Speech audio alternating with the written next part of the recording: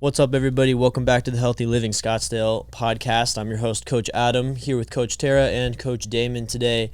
We are going to be talking about, and we've been getting nutrition questions out on the floor during our training sessions. So we're going to go through the top three.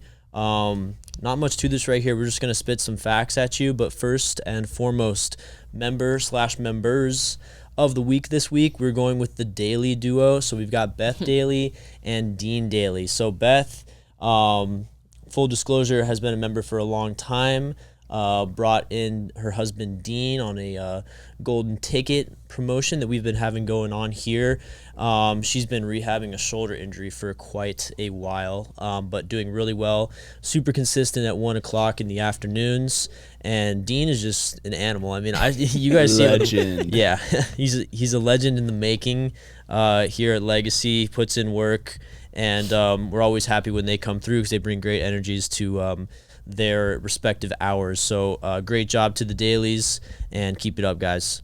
So here they are, questions 1, 2, and 3. I'm just going to lay them out there, and then we're going to get into each one specifically. So some of these are kind of classic, but we do get them. We need to address them. Question 1, how much protein do I actually need? Question 2, should I eat before or after a workout? And then question 3, what should I eat to lose fat but continue to build muscle? So kind of the holy grail there as far as, combination to getting results and success. So why don't we actually Tara, you want to take on the first question? How much protein do we actually need? Sure. So the amount of protein that you actually need is a nice, I would say, fairly easy, fairly simple equation you can use to get that exact amount. Typically, we like to look at 0.6 to 1.0 grams per pound of lean muscle mass. So when you get your in-bodies, they show you a little number, some numbers at the top. There is a number that says lean mass. That is the number you would use with this calculation. So take that number, multiply it by that 0.6 or that 1.0, and that will tell you the amount of grams, not pounds, but the amount of grams of protein you need. Pounds would be crazy.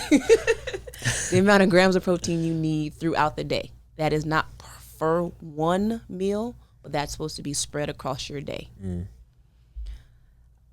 And so, yeah, that would be the appropriate amount of protein that you would need throughout the day for the workout. Or not the workout, but throughout the day for your calorie needs. Best way to break it down is that, it's going to be in the range of somewhere. You're going to be safe if you're shooting somewhere between 25 and 35 grams of protein per meal. You don't want to rely solely on protein shakes. Yes, they are important because they give you a good bulk of those grams in protein, but you don't want to become reliant on them and just, be drinking whatever the heck they're called, Orgains or something like 2 or 3 times a day. Like, you want to get whole organic protein, real food, and use that as like your 20 to 30 gram kind of supplement or booster to keep that protein number high, because it's essentially basically a gram per pound of almost body weight. Your lean body mass is a pretty good majority of people's body weight for the most part, so it's usually more than you think.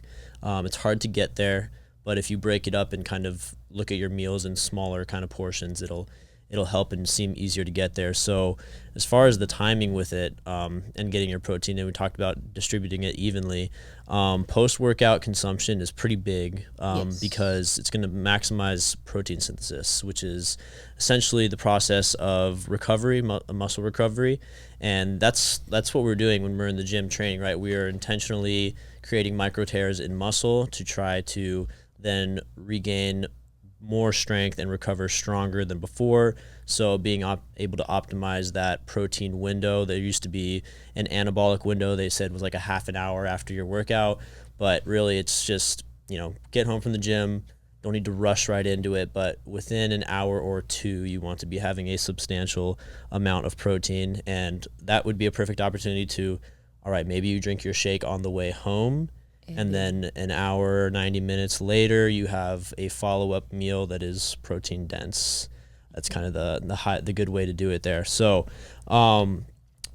Damon, let's go to question number 2. What should I eat before or should I eat before or after a workout? And like maybe what are some examples of those? Well, the answer is yes to both of those. You want to eat before and after. The difference is what do you eat before and after? It's a little bit different. Before a workout, you want to be able to have a little bit more carbs to be able to bring that energy, as well as a little bit of protein to get that protein synthesis going before you get into the workout. Now, you don't want to overload it because you don't want to go into a workout bloated, but I would probably recommend You want the weights heavy, not your stomach. That's just a rule of thumb. Yeah, so typically you want to have something that's low in calories but high in the density of the carb base and the protein base, so that way you'll be able to accomplish your goals before a workout. So some good examples could be, like for my early 5 a.m. people, 6 a.m. people, have a banana or an apple because I know it's really early in the morning. You're probably not hungry. So at least getting something in your system with water, that's going to be a huge benefit. I would say for the afternoon people, try to at least get a good meal in probably 90 minutes before your workout. That's like, I feel, the bare minimum that you can at least do if you're already out and about in your day. Yeah. And then when it comes to post-workout meals, typically, like you said, it's like an hour or two after the workout, but try to really go down into having a lot of protein to where it's probably 20 to 40 grams of protein, depending on the person and the size, of course, is probably going to be the aimed goal. Like good example for somebody could probably be like a can of tuna. It's probably got like 40 grams of protein in there, and then you can have that with rice to be able to have a good post-workout meal. Tuna and rice. Boom. What you looking at, Terra? I would eat that. Season it up. You don't even know it's tuna. I like tuna, but the rice combo, I don't know about that. Okay, and what did you do then? What would you do? What would you do with tuna then? Give me an example. Let's make it a tuna sandwich. Little tuna sandwich. Little tuna melt, That's the fine idea too. is That's fine too. Heavy protein, the carbs, don't be afraid of the carbs. You always talk about this too. Like even with like the tuna sandwich, obviously you're going to have bread, tuna and rice. I might try that later tonight. Give it a shot, guys. I promise you it's not that bad, especially when you season it up. Yes, the seasoning's key. But no, the carbs, it's like you need them because I explained this to a couple people this week. It's like it's already tough for you to get that protein gram goal per day. Call it, let's just say it's 140 grams of protein a day. And you're already you're already struggling to get there.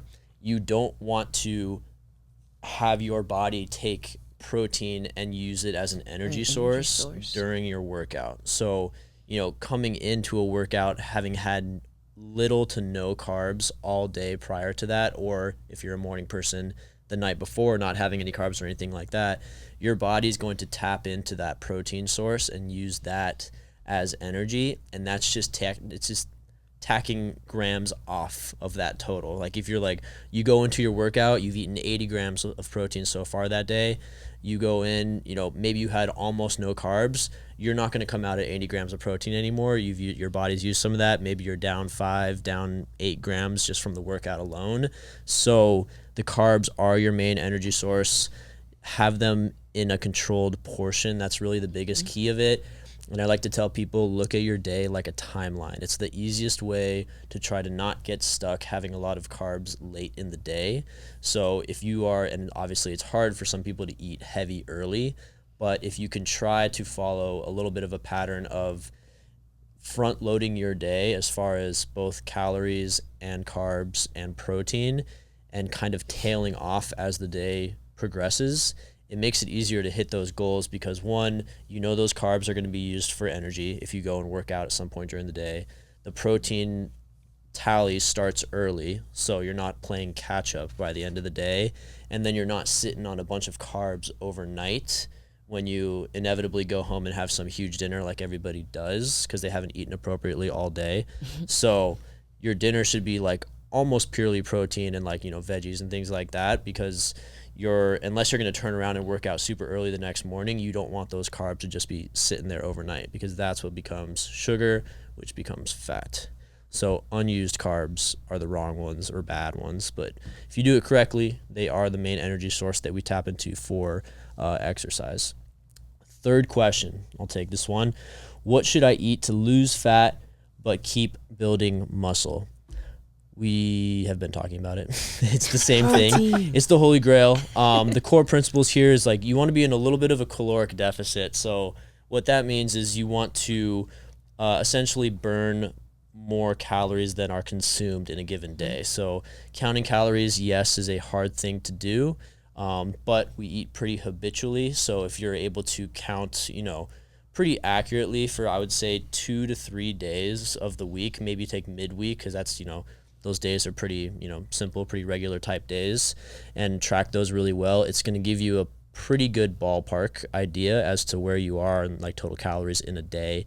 Obviously we want the high protein intake that we've been talking about, and then portion control, timeline idea, not sitting on too much overnight. But those carbs allow you to train harder, and that's what's going to help that deficit be more of a possibility for you, because the higher or the harder you can train and the higher you can keep your heart rate elevated during a workout, the rate at which you are burning calories increases. So that metabolic rate is just, it's staying higher, as opposed to if you lift with low intensity, take super long rests, things like that. You want to keep your heart rate elevated, and to be able to do that, like, you need the energy, you need the carbs. Like, to be more specific with at least the training portion of it, when it comes to having a good tempo, what would be a good recommendation that you would give our clients right now to have like a good timeline when they're resting in between sets and exercises even? Yeah, so I mean, it's a good question, and it obviously changes. Yeah, exactly. Yes. So this is a good question for right now, because we're transitioning into what's going to be a strength phase, which is a lot of heavy lifting. So you're looking at probably 90 seconds to 2 minutes in between your heavy lifts. You can also use, obviously we have a big clock in the gym, so obviously you can use that. If you have some kind of tracker or a monitor, the watches aren't the most accurate thing in the world, but they're ballpark, and a lot of people have them. So if you just have your heart rate monitor open or your workout thing is started, you can basically give yourself like a cutoff and be like, I'm not going to wait past 120 beats per minute, and kind of use that as like all right, I'm going to start my next set right when I hit 120. Maybe mid-set you spike your 160 beats per minute, whatever it is, let it come back down, whatever that rest may be, and then be like 120, I'm going to jump back in no matter how mentally fatigued I might be, or like that physiological kind of blockage gets thrown out the window because now you have a number to follow. So your brain can't be like, nah, I'm not ready. Like I'm still tired. So that's a good way, and that was a good question, to keep your heart rate up so you can optimize like your calorie burning time here in the gym, but realize that recovery is just as important, because you're working out here to increase your metabolism and obviously increase muscle mass, because those things work to burn calories when you're outside of the gym. Yes. Right. So like there's a here and now burn, and there's also a long-term burn when you're not actually exercising. And that's what we're also trying to increase or make more efficient. So as far as the 3 questions, that's kind of it. The main theme is get as much protein essentially as you can. It's always going to be probably more than you think. Another thing we didn't touch on, let's just hit it real quick. Fats. Fat doesn't mean fat, like it's not body fat.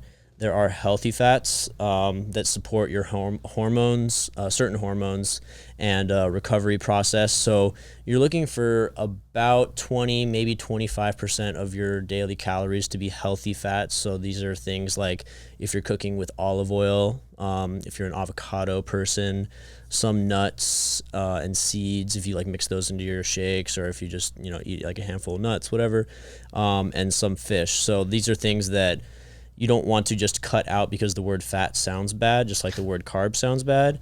They all have a purpose to help your recovery, so you don't want to rule out fats completely as well. But basically, all those things combined, we're trying to preserve strength and muscle so that you're not running into these crashes later in the day. You're able to turn around and perform, and just eating correctly has a lot to do with staying consistent and being able to, work hard, train hard in the gym.